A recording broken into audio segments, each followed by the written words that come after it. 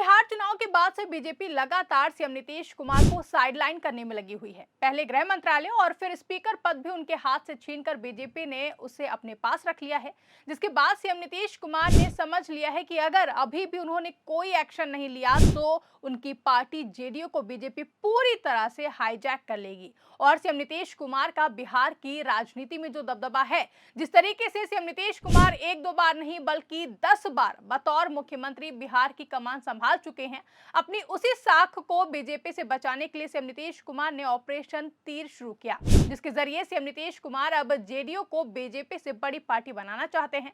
Operation तीर के तहत सीएम नीतीश कुमार की कोशिश है कि वो जेडीयू की संख्या 90 के आसपास पहुंचा सके और इसके लिए वो कदम दर कदम बेहद ही सोची समझी रणनीति पर काम कर रहे हैं। इसी बीच सीएम नीतीश कुमार पीएम मोदी को पछाड़ने में कामयाब हो गए हैं। तो सीएम नीतीश कुमार ने कैसे बिहार में नई सरकार के गठन के महज 18 दिन बाद ही पीएम मोदी से आगे निकलकर रिकॉर्ड दर्ज कर उन्हें किया पीछे, जिससे घबराई बीजेपी ने सीएम नीतीश की कुर्सी छीनने की कैसे शुरू की तैयारी, बताएंगे अपनी इस खास रिपोर्ट में। नमस्कार, आप देखना शुरू कर चुके हैं 4PM न्यूज नेटवर्क और मैं हूं आपके साथ आकांक्षा यादव।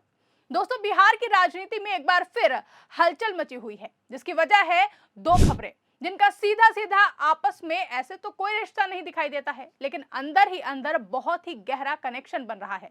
पहली खबर है कि सीएम नीतीश ने बनाया रिकॉर्ड, लंदन की वर्ल्ड बुक ऑफ रिकॉर्ड्स में आया नाम। जी हां, पीएम मोदी को पीछे छोड़ते हुए बिहार के मुख्यमंत्री नीतीश कुमार का नाम लंदन की वर्ल्ड बुक ऑफ रिकॉर्ड्स में दर्ज हुआ है। यह रिकॉर्ड सीएम नीतीश कुमार की बड़ी उपलब्धि बताया जा रहा है और मीडिया में इसे नेशनल लेवल अचीवमेंट का रंग दिया जा रहा है। लेकिन दूसरी तरफ राजनीति का पूरा फोकस इस रिकॉर्ड पर नहीं बल्कि उस खेल पर है जो उनके ही घर में खेला जा रहा है, क्योंकि जैसे ही ये रिकॉर्ड वाली खबर सामने आई, उसी के आसपास एक और बयान आया जिसने पूरे राजनीतिक माहौल को हिला दिया है। ये बयान आया संजय झा की तरफ से। संजय झा ने कहा कि हम चाहते हैं कि नीतीश कुमार के बेटे निशांत कुमार पार्टी की कमान संभालें। आप भी सुनिए। ऐसा है, निशांत जी को पार्टी के लोग, पार्टी के शुभचिंतक, पार्टी के समर्थक, पार्टी के सब लोग चाहते हैं कि अब आकर के पार्टी में काम करें। हम सब लोग चाहते हैं। अब इन्हीं को फैसला लेना है कि कब ये तय करते हैं और पार्टी में काम करते हैं। तो संजय झा का बस इतना कहना था कि बिहार की सियासत में तूफान आ गया। लोगों ने तुरंत सवाल उठाना शुरू कर दिया कि ये बयान सिर्फ बयान नहीं बल्कि इशारा है, और उस इशारे के पीछे कौन हो सकता है, उसका नाम सबसे पहले सामने आया और वो नाम है केंद्रीय गृह मंत्री अमित शाह। क्योंकि ये कोई आम नेता नहीं है, ये वही संजय झा हैं जिन्हें सीएम नीतीश कुमार ने शपथ ग्रहण से पहले अपनी हाई लेवल मीटिंग से दूर कर दिया था, जिसके बाद से मनमुटाव की खबरें लगातार सामने आ रही थी। अब ऐसे समय में उन्हीं संजय झा का ऐसा बयान देना, जब नीतीश कुमार खुद अपने बेटे निशांत कुमार को राजनीति में लाने से बचते रहते हैं, ये पूरी कहानी को और भी ज्यादा संदिग्ध बनाता है।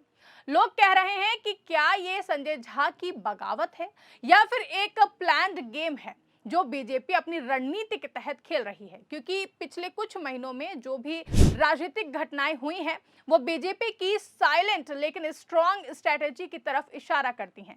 पहले नीतीश कुमार से गृह मंत्रालय लेकर बीजेपी ने अपनी पकड़ मजबूत की, फिर स्पीकर का पद भी अपने पास रख लिया और अब अचानक पार्टी लीडरशिप पर सवाल उठाना, ये पूरे राजनीतिक समीकरण को काफी ज्यादा गंभीर बना देता है। सवाल ये नहीं है कि संजय झा ने क्या कहा, सवाल ये है कि ये बयान किसके इशारे पर दिया गया है और क्या ये किसी बड़े राजनीतिक कदम की तैयारी है। क्योंकि राजनीतिक हलकों में चर्चा गर्म है कि संजय झा पिछले कुछ समय से केंद्रीय गृह मंत्री अमित शाह के काफी ज्यादा करीबी हो गए हैं। कई मौकों पर उनकी मुलाकातें भी चर्चा का विषय बनी। ऐसे में संजय झा का बयान सिर्फ उनकी व्यक्तिगत राय नहीं लगती है, बल्कि ये बीजेपी की टाइम्ड स्ट्रैटेजी का हिस्सा दिखाई देती है। जैसे कि पहले नीतीश कुमार की शक्तियां धीरे धीरे कम करो, फिर उनकी अपनी पार्टी के भीतर सवाल उठवाओ और उसके बाद नेतृत्व परिवर्तन की हवा चलाओ। इस वक्त बिहार का पूरा राजनीतिक माहौल इसी शक पर टिका हुआ है कि क्या संजय झा का बयान किसी बड़े खेल की शुरुआत है या आने वाले दिनों में बीजेपी नीतीश कुमार की कुर्सी पर भी फाइनल मूव करने वाली है।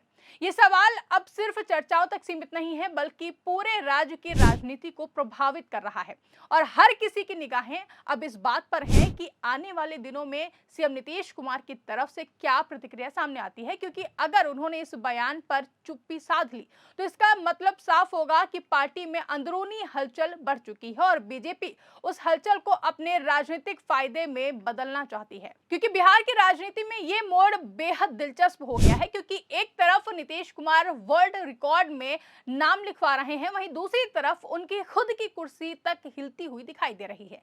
अब बात करते हैं उन राजनीतिक संकेतों की जो इस पूरे मामले को और भी ज्यादा गंभीर बनाते हैं। पहला संकेत है कि बीजेपी ने लगातार 3 बड़े कदम उठाए हैं जो सीधे नीतीश कुमार की शक्ति को कम करते हैं। गृह मंत्रालय लेकर उन्होंने प्रशासनिक पकड़ अपने हाथ में कर ली है। स्पीकर का पद लेकर उन्होंने विधानसभा पर अपना नियंत्रण मजबूत कर लिया है और अब जब संजय झा पार्टी नेतृत्व पर सवाल उठा रहे हैं तो ये तीसरा संकेत है कि बीजेपी की नजर अब सीधे मुख्यमंत्री की कुर्सी पर है।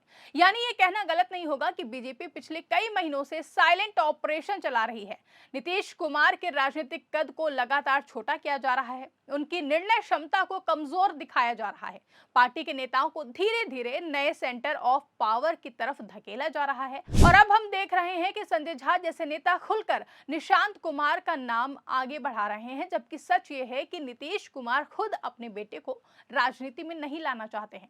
इसलिए ये बयान नीतीश के खिलाफ एक तरह का सॉफ्ट रिबेलियन भी माना जा रहा है। यानी धीमे धीमे नीतीश कुमार की राजनीतिक पकड़ को कमजोर करना बीजेपी की रणनीति मानी जा रही है और इस रिबेलियन में बीजेपी का हाथ हो, ये शक सिर्फ लोगों का नहीं बल्कि राजनीतिक विशेषज्ञों का भी मानना है। कई वरिष्ठ राजनीतिक विशेषज्ञों का मानना है कि संजय झा बिना ऊपर से ग्रीन सिग्नल पाए ऐसा बयान नहीं देते और वो ग्रीन सिग्नल अमित शाह की तरफ इशारा करता है। देखा जाए तो शाह पिछले कुछ समय से बिहार की राजनीति में बहुत ही एक्टिव हो गए हैं। उनकी रणनीति हमेशा 2 स्तरों पर चलती रहती है। पहला, संगठन के माध्यम से दबाव और दूसरा, सहयोगी पार्टी के भीतर हलचल पैदा करना। सीएम नीतीश कुमार के साथ भी लगभग यही पैटर्न दिखाई दे रहा है। यानी पहले सहयोग में रहकर उन्हें कमजोर करना, फिर उनकी पार्टी में असंतोष पैदा करना और अंत में उन्हें अपने ही घर में किनारे कर देना। दरअसल संजय झा का बयान जेडीयू के भीतर एक ऐसी दरार पैदा करने की क्षमता रखता है जिसका फायदा बीजेपी आने वाले विधानसभा चुनावों में उठाना चाहती है। अगर पार्टी लीडरशिप पर सवाल उठने लगे, अगर विधायक 2 धड़ों में बंट जाएं, अगर पार्टी के भीतर नई पीढ़ी बनाम पुरानी पीढ़ी की लड़ाई छिड़ जाए तो इसका सीधा सीधा नुकसान सिर्फ और सिर्फ नीतीश कुमार को होगा और ये ठीक वही समय होगा जब बीजेपी अपना कुर्सी प्लान एक्टिव कर सकती है। यानी या तो नीतीश कुमार से इस्तीफा दिलवाया जाए या फिर पार्टी में ऐसी बगावत करवाई जाए कि उन्हें खुद किनारे होना पड़े। बता दें कि बीजेपी बिहार में ये खेल पहले भी खेल चुकी है। कई राज्यों में ऐसा मॉडल काम भी कर चुका है। यानी पहले सहयोग, फिर नियंत्रण और आखिर में सत्ता परिवर्तन। इसलिए बिहार में भी ठीक यही पैटर्न दिखाई देना शुरू हो चुका है और ये कोई इत्तेफाक नहीं है। ऐसे में अब सवाल ये भी है कि क्या सीएम नीतीश कुमार इस स्थिति का जवाब देंगे और देंगे तो कैसे देंगे? क्या वो संजय झा के खिलाफ कोई एक्शन लेंगे?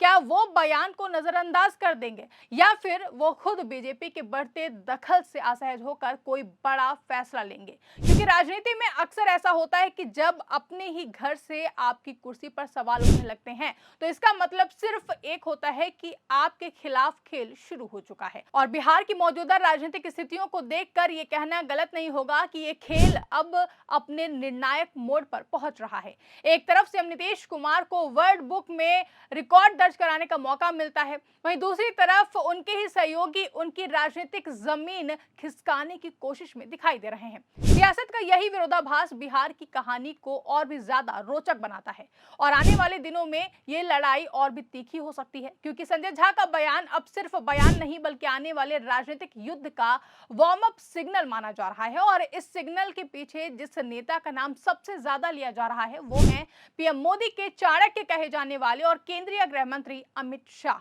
जो किसी भी राजनीतिक खेल को अंत तक ले जाने के लिए जाने जाते हैं। ऐसे में देखना अहम होगा कि अब बिहार के इस सियासी खेल में कौन सा बड़ा बदलाव देखने को मिलेगा। फिलहाल के लिए इस खबर में बस इतना ही। इस पूरे मामले पर संजय झा के बयान पर आपका क्या कुछ कहना है, कमेंट करके अपनी राय हमें जरूर बताएं। अगर वीडियो पसंद आई हो तो वीडियो को ज्यादा से ज्यादा लाइक और शेयर करना ना भूलें। चैनल पर नए हैं तो चैनल को सब्सक्राइब जरूर कर लें और देखते रहिए 4PM न्यूज नेटवर्क।